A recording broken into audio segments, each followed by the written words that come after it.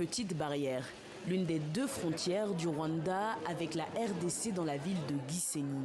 C'est ici qu'un soldat congolais a été abattu il y a quelques semaines. Depuis, les Congolais ferment leurs frontières à 15h, soit 2 heures plus tôt que d'habitude. Moi, je suis congolais, je suis kéno. Je suis résident ici au Rwanda, mais j'ai mes activités ici à Goma, donc Congo. Donc parfois, on termine à 17h le travail, donc rentrer à 15h vraiment, et ça nous pénalise vraiment. 30 minutes avant la fermeture, c'est près de 3000 personnes qui se précipitent pour traverser, au point de créer des tensions.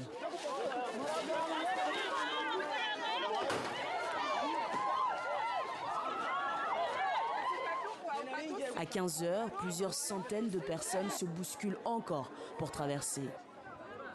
Ce n'est finalement qu'à 15h22 que les portes congolaises sont définitivement fermées.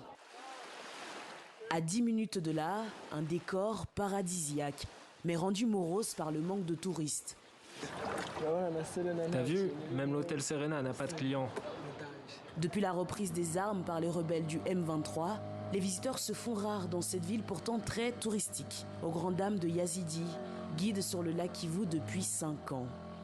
Avant que la guerre ne commence, nous avions beaucoup de touristes. Ils venaient pour visiter la région, mais aussi profiter du lac. Mais comme vous pouvez le voir actuellement, il n'y a personne dans l'eau. Ils ont peur de l'insécurité que pourrait apporter la guerre ici. Mais à Gisenyi, il n'y a aucun problème. Nous sommes en sécurité. À 1h30 de Gisenyi se trouve le village de Kinigi. Ici, il y a 2 mois, plusieurs roquettes ont détruit des maisons et blessé des habitants. Pendant plusieurs semaines, les paysans travaillaient avec la boule au ventre.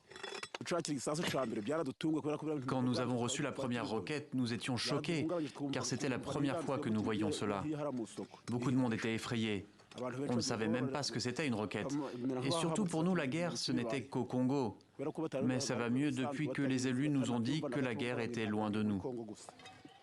Depuis la reprise des combats, des missiles ont touché à 3 reprises le Rwanda. En réponse, les autorités locales ont augmenté la cadence des patrouilles des forces de l'ordre dans les villes frontalières avec la RDC.